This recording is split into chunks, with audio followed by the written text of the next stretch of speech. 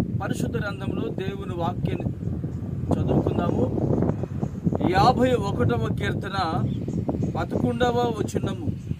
నీ సన్నిధిలో నుండి నన్ను త్రోసివేయకము, నీ పరిశుద్ధాత్మను నా యొద్ద నుండి తీసివేయకము. ఆమేన్. ఈ దావీదు తన హృదయమందు, తన శరీరమందు పాపములో పడిపోయాడండి. చెయ్యకున్నటువంటి ఒక పొరపాటు, ఒక పాపము చేశాడు.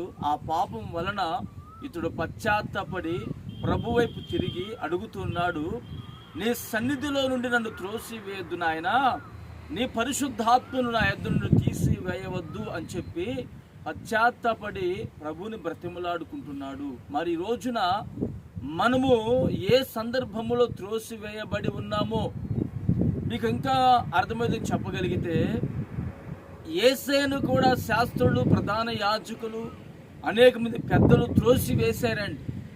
ఎవరు త్రోసివేసినా తండ్రి మాత్రము యేసేను త్రోసివేయలేదు. ఎందుకంటే వాక్యం ఏమంటుంది?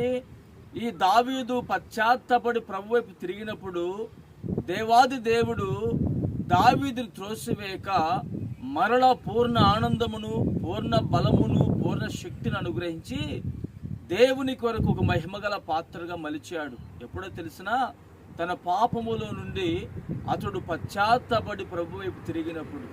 మరి ఈ రోజున నువ్వు త్రోసివేయబడుతున్నావంటే నీ హృదయంలో ఏ దోషం ఉన్నదో, ఏ అపరాధం ఉన్నదో, ఏ పాపము నువ్వు చేసి ఉన్నావో, నా యేసయ్య మాత్రమే నీవు ఆయన వైపు తిరిగినప్పుడు నిన్ను క్షమించి నీ జీవితంలో మేలు చేయగలిగిన వాడు.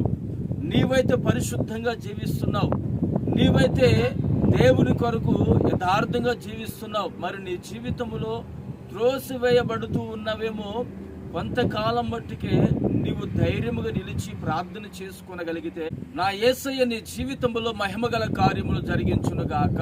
ఆమేన్. ప్రార్థన చేసుకుందాము. ప్రేమగల తండ్రి, పరిశుద్ధుడా, జీవాధిపతి, స్తోత్రం చెల్లిస్తున్నాము నాయన.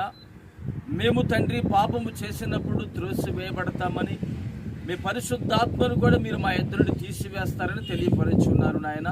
మేము పవిత్రంగా జీవించి నీ కొరకు సాక్షులై ఉన్నప్పుడు ప్రభువా, మీరు మమ్మల్ని త్రోసివేయక మా జీవితంలో ఘనకార్యములు జరిగిస్తానని ఈ రోజున మీరు మాకు తెలియపరిచి ఉన్నారు.